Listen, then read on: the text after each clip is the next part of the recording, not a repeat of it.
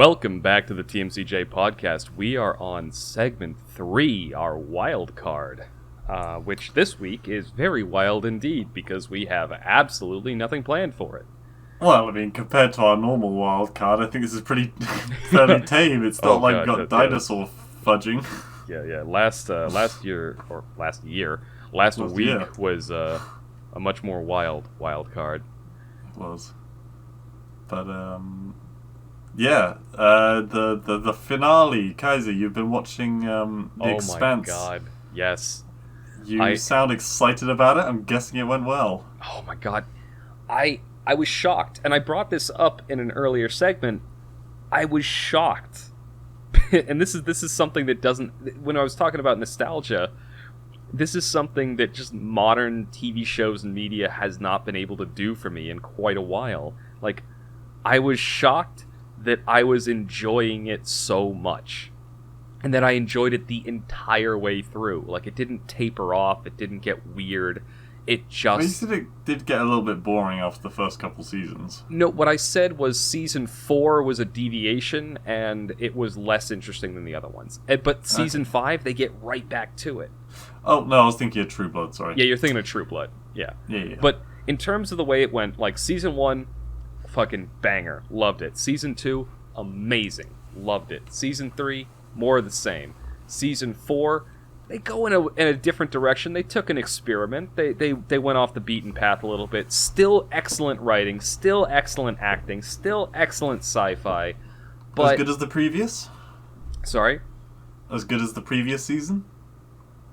Season 4? Was season 4 as good as season 3? No. Even though it went in a different direction. Okay. I think that going in that new direction actually hurt them. Okay. But... I think that they saw that and they pivoted because season 5, right back to it. Season 5, nice.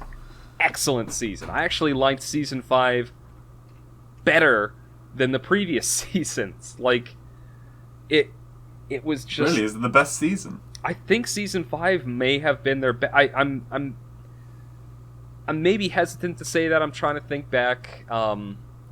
It's a close contest between Season 3 and Season 5. I'll say that. Because that's very rare to have, like, an ending season be the best. I know, right?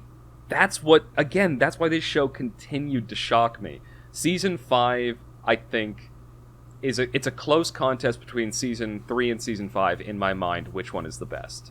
Right. Both were excellent. And even then, like, if I'm ranking them... like, Season 1 and 2 are still pretty close. Season 4 is the worst, but even as the worst one, it's leagues ahead of most other sci-fi that I've seen. So, it's just... yeah, I loved it. So, one of the things, to get into some more meaty details... Season 4, the reason that it kind of went off the rails a little bit was because they focused on... a small, like, interpersonal conflict on an exoplanet. So by season 4, they've managed to get away from Earth, and they've managed to start to look into colonizing other planets. And I won't spoil how they get away from Earth, but it happened, and it's directly related to some of the events that happen in season 3. Yeah. So they managed to get to this exoplanet, and, immediately tensions flare up between, like, an Earth corporation that's been sent there and given legal rights to colonize the place, and a bunch of people who live out in the belters, as they're called, people from the asteroid belt, who have essentially gone there and made a homestead already. And so there's a conflict that happens between these two groups, and the main characters are sent there by one of the key political operatives. I think I've mentioned her before. Her name is Christian Abasarala, and she is one of the best characters, I think, in this entire series. She's such a fucking, like, badass. But not, like, an action hero badass. She is a political powerhouse. And she's a diplomat. She's a diplomat on steroids. Like, she is a shrewd and clever political operative, and the actress who plays her does an outstanding job. But she sends the main characters there kind of as an independent contractor to try and resolve the situation. And, shit gets all kinds of fucked up on the planet, and the conflict escalates, and there's a big crescendo at the end of the season. But most of the story, there's little bits where they talk about what's happening back in the solar system and back between Earth and Mars and that politics and how that's evolving. But the focus is on that exoplanet and that core group of individuals there, which, while interesting, I think it loses something that really appealed to me about the rest of the series, and that was seeing the complex, complex and well-developed future politics alongside the interesting character drama. Okay. Well, I hate to bring it up for a third segment in a row, but did this planet have any xenomorphs on it? Because that's the first thing I thought of when you brought it up. It has alien technology, but it does not have aliens. Oh. So really, the issue with the planet, and they make a point of this in the series. This is a bit of a spoiler, but not much of one. Is that they have scientists with them, and the scientists discover that the planet's biosphere has essentially been reset in the last billion years. So the planet is a few billion years old, but it looks like all life on the planet was wiped out at one point and then started to regrow again. So it's like a primordial ooze kind of environment where you've just got bacteria and fungus and moss and no complex life forms. I see. The problems that are caused on the planet are caused by the alien technology that's still there, that's accidentally reactivated. Right, and what kind of problems does come up? Complete destruction of shuttles sent to rescue them, earthquakes, typhoons, terraforming robots that go amok and nearly destroy a town, pretty catastrophic ones. Okay. Apocalyptic level stuff. And so when you say it blew up the rescue ships, right? Would you compare that to you've played that water game, haven't you? Water game? Mass loved it. Raft?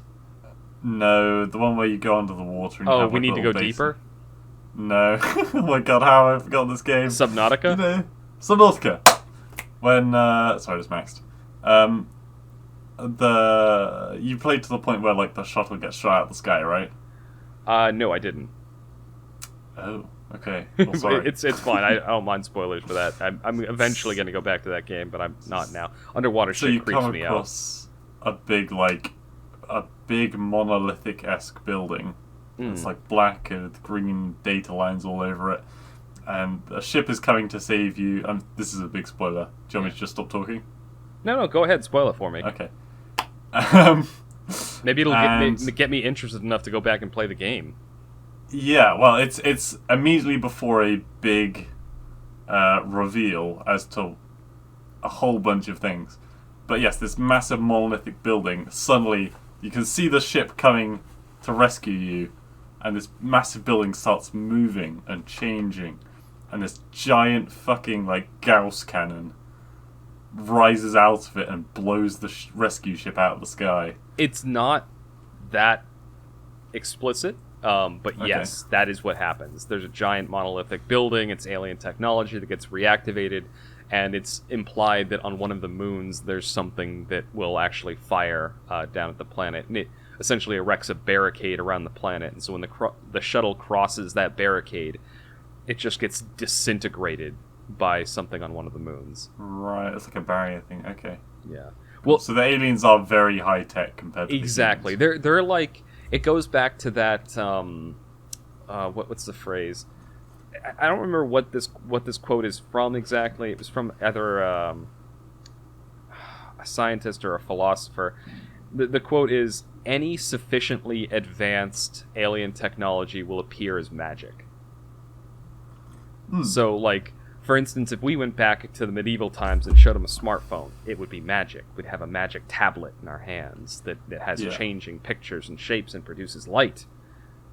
And so if we were to go, like, take someone from our era and go far into the future where we have future technology, then looked at their technology, it would appear almost as magic to us.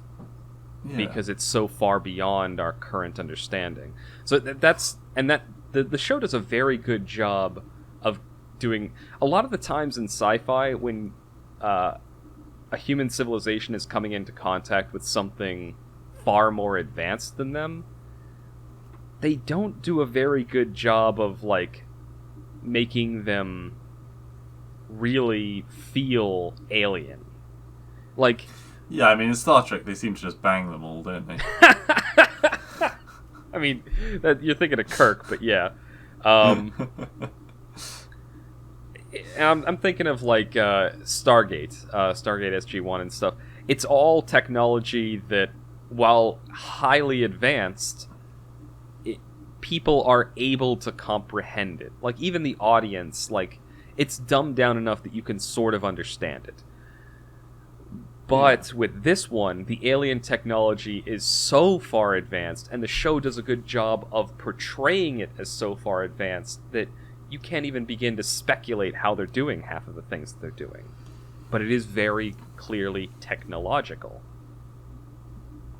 They sort of imply how things could be getting done, but it's implied in the sense that it's not the lazy sense, like the technology works in mysterious ways. It's more like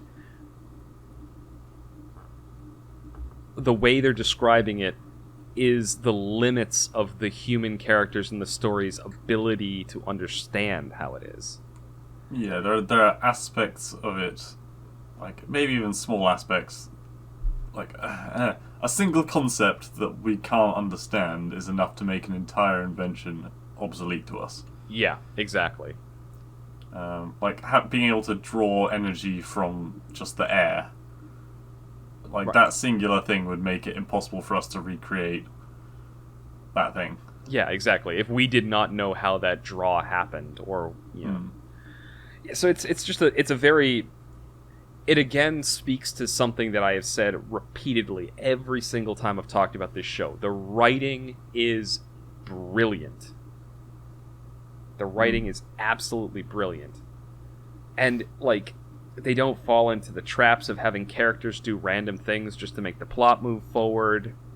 Like, every single piece of, like, the plot is logical and consistent, and it all works together like just a beautifully well-oiled machine. And it's a joy to watch. If you like sci-fi, specifically if you like hard sci-fi, and you like character drama, and you like... Fuck, if you just like good stories, watch this show. It's so... I cannot sing its praises enough. Season 6 is supposed to be the finale for this arc, but they're talking about doing more extended universe stuff. But Season 6 is supposed to be the end. Season 6 comes out later this year, and I cannot Probably only in America, knowing what it's like. Well, it's an Amazon Prime original, so it should come out everywhere that Amazon is. Okay. This isn't a BBC thing. They're not going to hold on to it. Okay. Doubt. They'll find a way to screw us. Alright, yeah, but that's it. I've just cannot sing its praises enough. Loved the show so far. I cannot wait. This is the first thing in a long... This is the first TV show in a long time that I literally cannot wait until they come out with the next season. Damn. Well, I'll appreciate the time when you're... While there isn't an episode of that for you to watch, that I'll be able to see you a bit more. I did kind of vanish for a couple weeks while I was watching that. Happens. Moving along. We have been playing a raft of new games this last week. Mm-hmm. Some of them will show up on the YouTube channel. Indeed. Well, that's one of them I was going to talk about. I didn't actually remember it before we started this episode, but we have gotten kind of back into Minecraft. Briefly. We got our own little server, and it's pretty much just the two of us on there at the moment. I think...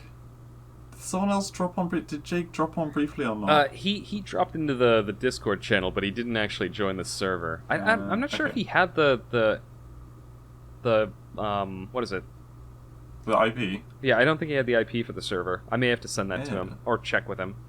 Yeah, I don't actually remember him being on the server. Yeah, I don't think he ever did actually end up joining. Huh. I've also been like, Alicia, do you want to join? But she doesn't have Minecraft, so. I'm still remembering back. So I've been playing Minecraft since I was in college, and back then it was like pre-alpha. You could get it for free. Just because they were looking for people to test it. So I've had Minecraft since Minecraft existed. Yeah, I used to play it when I was very, very, very, very young, and basically the extent of it was actually, make a cool base, make a water slide, and try and kill... Actually, no, the Ender Dragon wasn't around then. That was something patched. Before we go too far into talking about Minecraft, I feel like for those that don't know anything about it, I should explain. Everyone knows what Minecraft is, mate. Well, I don't know. There's a few boomers that listen to this. So Minecraft is a PC game where you are essentially put into a very, very pixelated rendition of the world, and it's essentially the world is made up of these just blocks. The world before it was inhabited. Yeah. And so you can go on, you can mine blocks. There's blocks of dirt, blocks of stone, blocks of iron that you can then smelt into iron bricks, and you can make armor and tools and swords and things.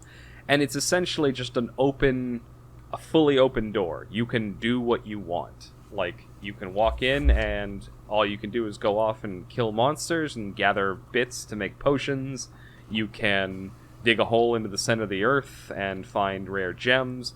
You can build yourself a nice country home and raise cows and horses. You can make a pet shop. You do that too. And so we have a server running where previously quite a few of our friends were all playing, and there's still like all the houses and stuff there.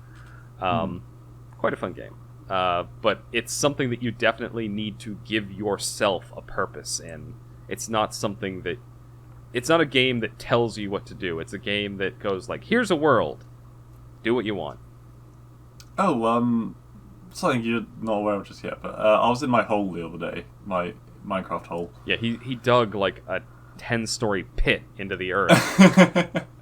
Yeah, I'm making like a quarry. It doesn't sound very nice when someone says, "Oh, I'm making a quarry," because I mean, quarry's not generally that glamorous, but hopefully by the end it'll look really pretty because I have plans for it.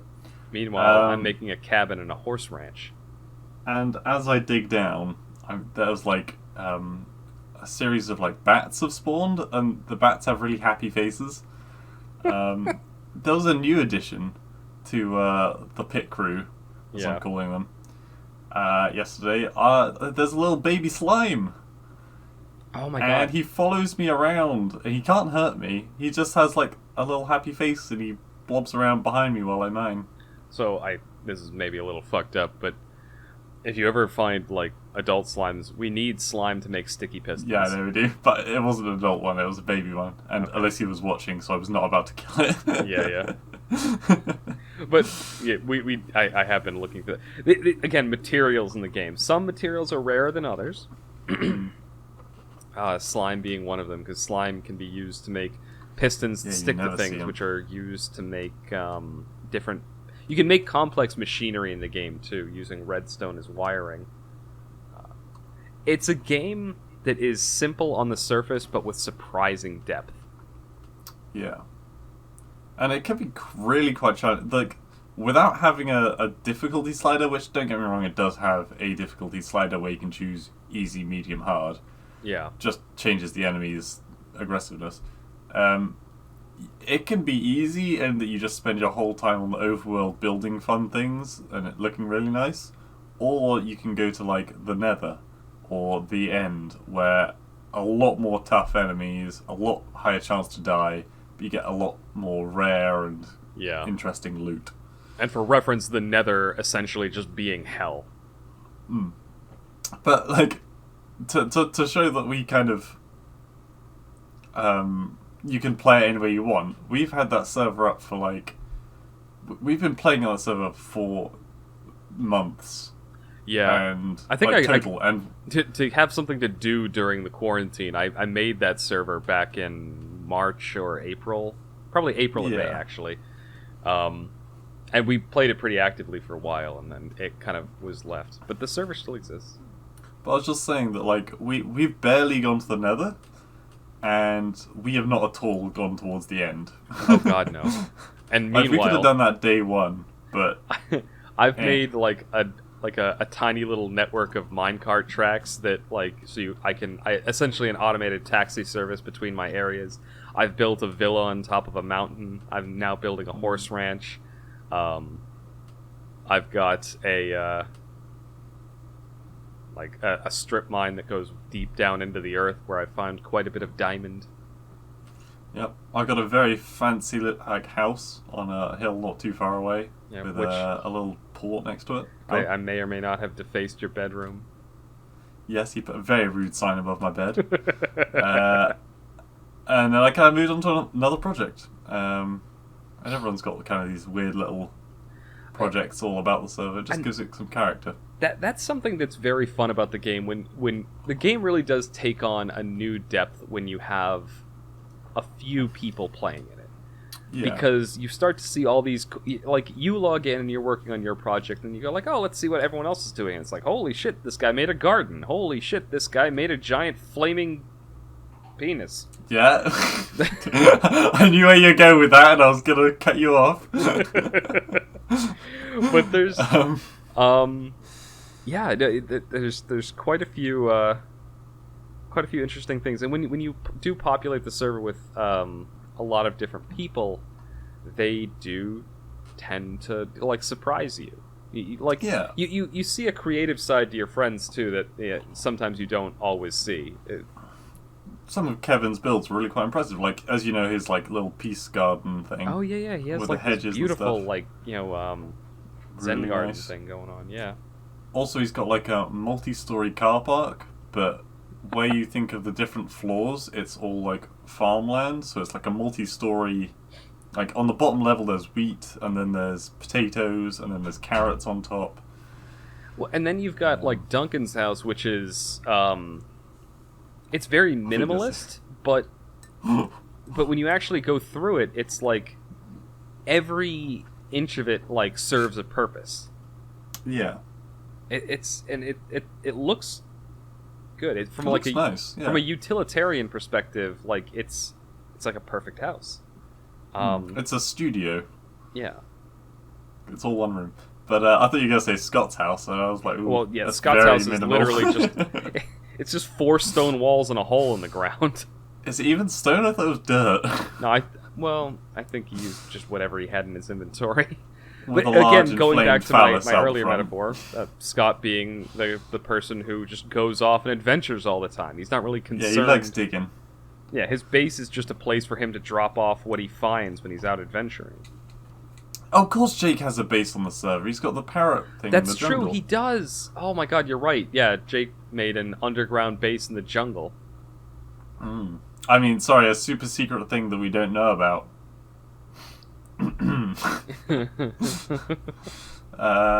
Yeah.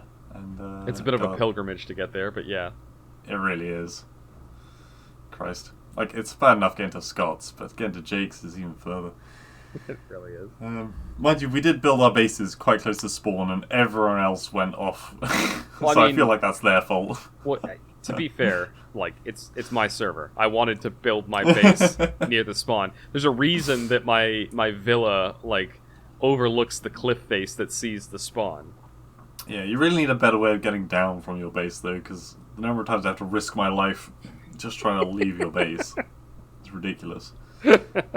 But anyway, moving on to the next. There's a minecart.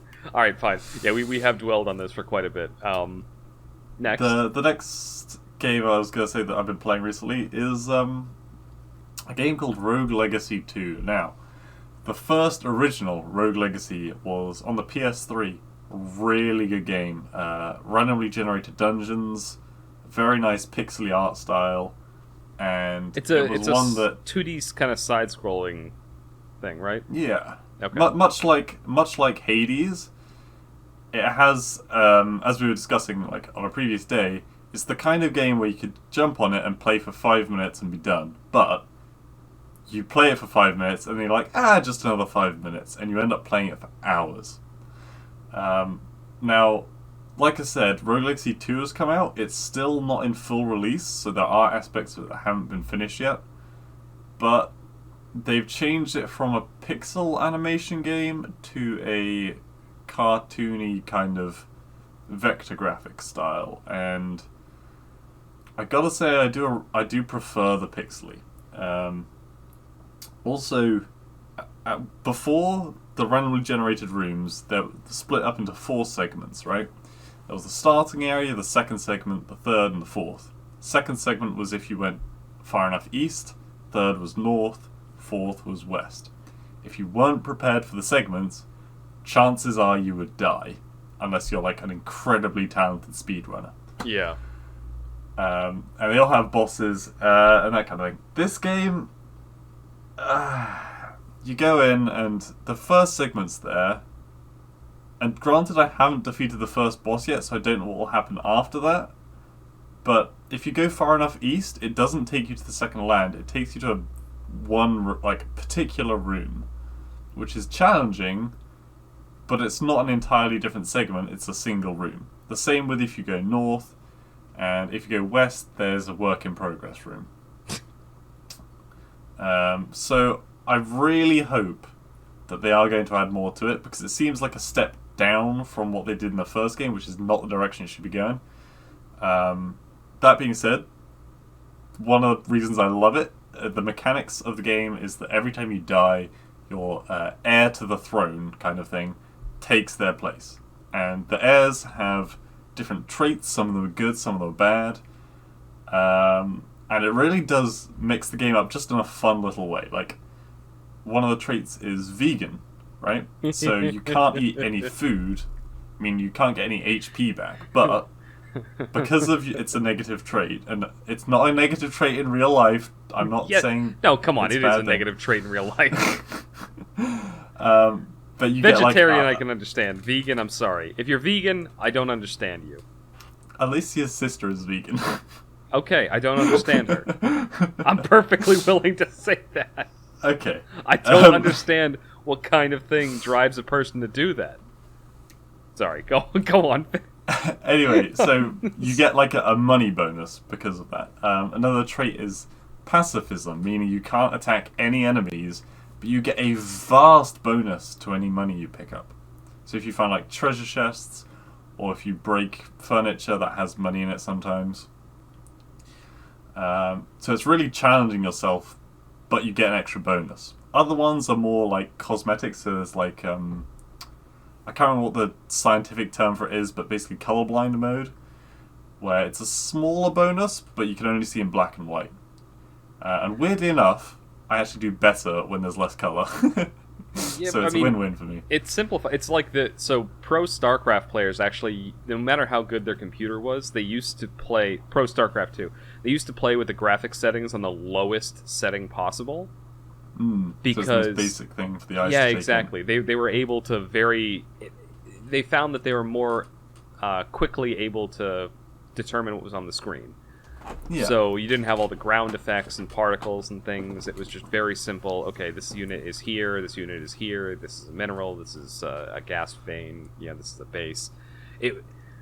So I can see that the colorblind mode thing. It minimizes the things that your brain has to process before it reacts. Yeah. One thing. One trait that I am kind of confused about, and obviously they changed it from the first game because I guess it was too risque, should we say. But there is a trait in the first one called gay. And it's not a bonus, you don't get more money, you don't get less money, it's completely... the description of it is simply, you're a fan of the man, if you're playing as a male character, or, you know... Likewise, if you're a woman. Um, I don't see what's wrong with that though. Like, did they patch it out because gay people don't exist? Like, no, it's still in there, but they changed it. Instead of it being the trait gay, it is now the trait nature. And I don't see what the fuck nature has to do with it. But maybe it's something that I'm missing. Maybe there's an inside joke there or something I don't get. They're probably talking about penguins. Penguins are one of the only other animals on Earth that have been observed in the wild as being gay. Oh. Penguins Excluding, actually will. Penguins excluding actually the frogs, will of like course. mate for life with male on male counterparts, or Oh, that's interesting. It's one of the. First of all, one thing that's interesting: penguins do mate for life.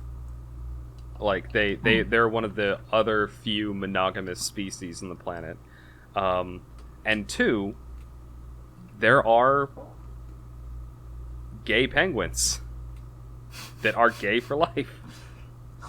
Which amazing. They're one of the few other animals that we've observed doing it. I'm not saying they don't exist in other animals. Why aren't they on the LGBT flag? I don't know. I want a penguin on my flag. They want to. They should be the mascot. Anyway, I'm sorry. So, that was venturing into maybe some spicy territory, but it's an interesting little factoid there. Take that away with you. There's gay penguins out there.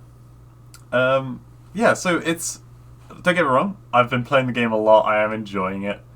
I don't think it's as good as the first game, certainly not yet anyway. I can't wait to see what progression they add into the game, because I think it's still got a long way to go.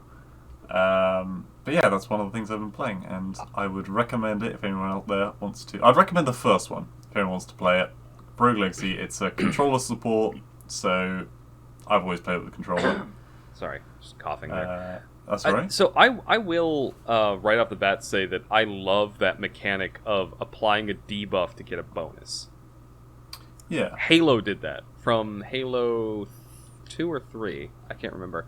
They added in these skulls, and what you could do is if you turn the skulls on, you would get a score multiplier. But yeah, I remember that. Depending on what the skull was, some of them made enemies throw more grenades. Some of them made enemies like tougher, explode and stuff when they die. Yeah, some of them made them explode when they died. Like all these things that were meant to make the game more challenging. And you got if you were going for a score attack, you would get a score multiplier if you turned them on. There were some that made the game easier too, or some that just made them funny. And there was a zero skull multiplier, like the grunt birthday party. If you got a headshot on the tiniest enemies, they would explode into confetti and go yay. So those ones apply to 0% multiplier. Like it wouldn't do anything to your score. But other ones did actually significant. Like the one that made enemies all upgraded was like a 4x or a 4x score multiplier. But the enemies were fucking hard to kill. So I'm a fan of that because it adds replayability, because once you've mastered a game, what's there left to do but go back and try to challenge yourself by doing things that are it turns the tendency of players to go back and try and find ways to beat the game in silly ways into a game mechanic and gives them a reward for it. Yeah. Like going back and trying to play Halo with a Guitar Hero controller. I've done that. There's they actually did that with Payday 2 as well. In a fairly recent for me because anyway, they did this thing called Crime Spree where you play a mission and it starts out super easy, like easy enemies, all that stuff. Every time you get to a certain waypoint with enough points, like with subsequent missions, it says, right, you've got to pick from one of these 3 options, and all of them are like either enemy shield will reflect projectiles, or the enemies will get tougher, or medics will keep healing after they die or something. And so there is a reason to be putting them in the game. And the further you get in there without dying, and then you cash out before you die, the more like crazy cool loot you get. Like so XP, money, masks. You're pushing yourself to your limit. Like, how far can I push this before it's like, okay, I gotta back out. It's gambling with your time, not your money. Oh, So you still get the rush of like, oh shit, if I die here, I'm gonna lose a whole bunch. But at the same time, it's not money that you're losing; it's just your time. Speaking of the GameStop thing. Yes, the GameStop thing, the Stonks. Yeah, so it kind of petered out. Things like it was obviously something that was never gonna last. No. And like I said, I bought the stock thinking that it was going to devalue, and I never sold it. I think I have like 3 or 4 shares just as almost as a souvenir in case it does at this go point. Up again. Yeah. And I think I lost something like $500 on the trade so far. Dear. It's down to $50, which is probably a fair evaluation of the company. Okay. Because it was driven up to extremely high prices during this whole thing. But before this whole thing, these other companies were driving it down to extremely low prices, and neither was correct. It should have, this, based on the way the company is going, it should have been valued somewhere between like, $40 and $80. If from the, this is not me, this is like the from the analysis that I've seen by people who actually are economists, that's what I've heard, is that the stock should have been valued around there, but it was pushed way down by these scummy fund managers, and then it was pushed way up by these fucking Reddit trolls. And so now it's just sitting around where it should be. It's about $50 right now.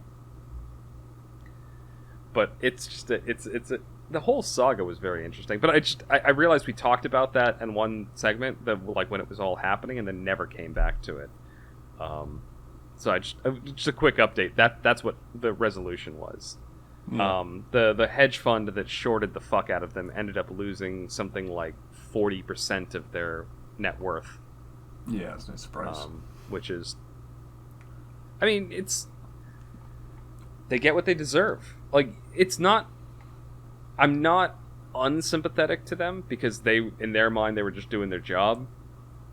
But I think it was a good wake-up call, because it showed them that you're taking a risk. There's always going to be the risk that some asshole's going to come in and take advantage of the fact that you're taking a risk. Yeah. Anyway. I mean, it wouldn't be a risk otherwise. Exactly. But they were treating it sort of like they could never lose, or they could never fail. And that's a mistake. It's a mistake in business, it's a mistake in investment, it's a mistake in life. Mm. Never assume that you can't fail. Because if you do, you're going to get fucked when you fail. Yeah. But don't always assume that, everything's going to go badly. Well, exactly. I think both perspectives are delusional. Yeah. It's delusional to think that you will always fail. It's delusional to think that you will never fail. That being said, watching you play for the king, the amount of luck you have, is kind of disheartening. I won't deny that, and I don't know how to explain it. I will always fail in that game, and you will always cuck me. It's some... I do not know this. I do not know how exactly it functions, but it's the same thing when I play D&D. I roll a disproportionate amount of very high rolls whenever I try to do something stupid. Yeah. I don't know why. I think luck is actually a real life stat, and I have a few points in it. Clearly. Anyway. Yeah, I think we should probably wrap it up there. We're kind of winding down at this point, and we have been going on for quite a bit. We have. It's been a long one again. We've been getting increasingly longer, I think. But There's been quite a few 40 as long minutes. as we have stuff to... I mean, we knew this one was going to be long because we had a lot of media to talk about. Like, we watched 2 movies this week. We missed a movie that we'd watched previously. And I finished The Expanse. And then on top of that, you wanted to talk about the games, Minecraft. We had topics, and the topics went over. This was a very packed week. So I think as long as we are providing, like, content and we're not just waffling for 2 hours, it's fine for us to go over a little bit. Yeah. I think that's fair. And yeah, next week is probably going to be even longer, because guess what? It's quiz week! Oh god, is it my? It's my turn to quiz you, isn't it? I'm pretty sure it is, yeah, because I've only ever been quizzed once. Yeah, yeah. And the last one, I think it was the half year one before, and you quizzed me on the half year. Yeah. So yeah, before that yeah, was New that's Year's. true. Next week it is it. So next week I will be quizzing Blue on. I don't Your know. theme? I'll figure something. Oh, you know what? Maybe I'll. It's St. Patrick's Day in March. Maybe I'll quiz you on some Ireland. yeah, on Irish trivia. Irish. Oh, fiddly dee. Nice. Is that offensive? I don't know. Maybe. But we love you, really, Ireland. I mean, You have one of the come on. sexiest accents. I live in Massachusetts. Like half the state's population is like descended from Ireland. True. Hell, I mean, I'm a quarter Irish. I am not, but Anyway, cool. let's end it off there. Thank you everyone for listening. This is going to be the end of episode 29 of the TMCJ podcast. Yep, thank you for listening, and you'll hear us again soon. See you next week.